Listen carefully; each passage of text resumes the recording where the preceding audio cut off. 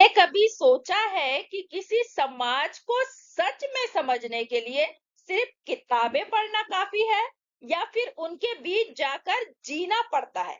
Ethnography यानी निवंश विज्ञान।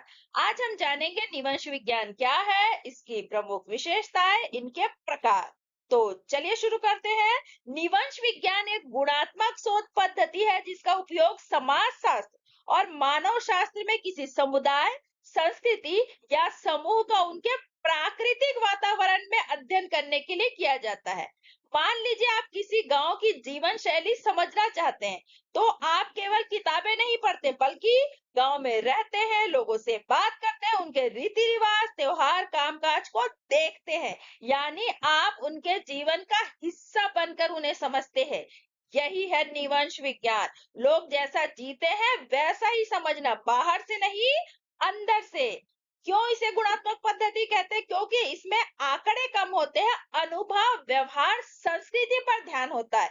क्यों और कैसे पर ज्यादा ध्यान दिया जाता है। उदाहरण के लिए एक शोधकर्ता किसी आदिवासी समुदाय के बीच 6 महीने रहता है और यह समझता है कि वे कैसे शादी करते हैं, उनका धर्म और विश्वास क्या है, वे आजीविका कैसे चलाते हैं। यह पूरा अध्ययन ही निवंश विज्ञान है। अब देखते हैं इसका अर्थ। इन दोनों शब्द की उत्पत्ति हुई एथनो और ग्राफी। एथनोग्राफी जो है दो शब्दों से मिलकर बना हुआ है, एथनो और ग्राफी। एथनो अर्थात लोक या संस्कृति, ग्राफी वर्णन या लेखन। अर्थात निवंश विज्ञान का अर्थ है किसी संस्कृति का विस्तृत वर्णन। इसमें क्या क्या चीज का अध्ययन किया जाता है? उनके दैनिक जीवन का, व्यवहार का, परंपराएं और विश्वास का। आगे देखते हैं निवंश विज्ञान की विशेषताएं। पहला है क्षेत्रीय अध्ययन। निवंश विज्ञान में शोधकर्ता प्राकृतिक वातावरण में जाकर अध्ययन करता है, जैसे गांव, स्कूल, जनजातीय क्षेत्र। मतलब शोध लैब या किताबों में नहीं बल्कि वास्तविक जीवन में होता है। उदाहरण के लिए एक शोधकर्ता किसी गांव में रहकर वहां की जाति व्यवस्था और परंपराओं का अध्ययन करता है। सहभागी अवलोकन, इसमें शोधकर्ता केवल देखता ही नहीं बल्कि समूह का हिस्सा बनकर उनके साथ रहता है। वह उनके दैनिक कार्यों में शामिल होता है जिससे उसे अंदरूनी समझ मिलती है। उदाहरण के लिए शोधकर्ता गांव के लोगों के साथ खेत में काम करता है, त्योहार मनाता है और उनकी जीवन शैली को करीब से समझता है। तीसरा है गुणात्मक पद्धति। निवंश विज्ञान में संख्याओं से ज्यादा अनुभव, विचार और भावनाओं पर ध्यान दिया जाता है। इसमें कहानियों और अनुभवों के रूप में समझा जाता है। उदाहरण के लिए शोधकर्ता लोगों से पूछता है कि वे किसी परंपरा को क्यों मानते हैं और उससे जुड़े उनके अनुभव क्या है।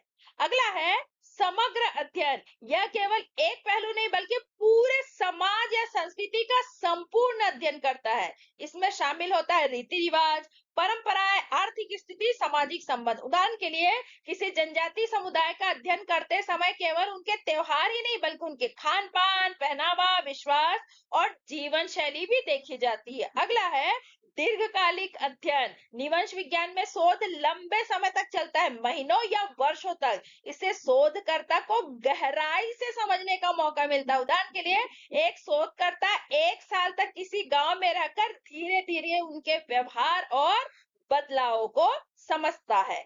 अगला है गहन वर्णन।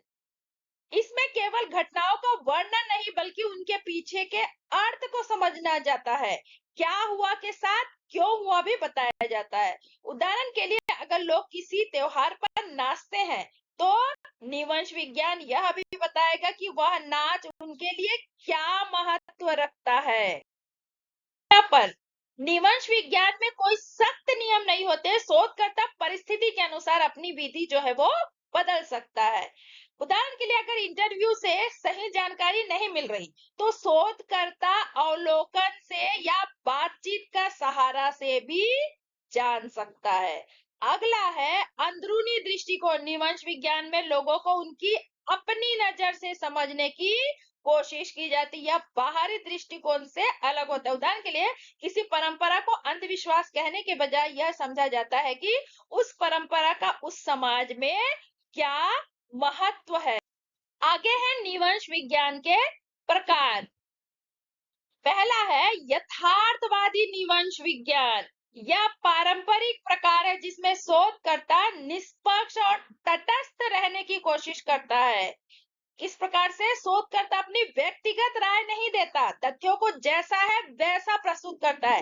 तीसरे व्यक्ति में लेखन, उदाहरण के लिए एक शोधकर्ता गांव में जाकर वहां की जाति व्यवस्था, परिवार प्रणाली और परंपराओं का वर्णन करता है बिना अपने विचार जोड़े। दूसरा है आलोचनात्मक निवंश विज्ञान।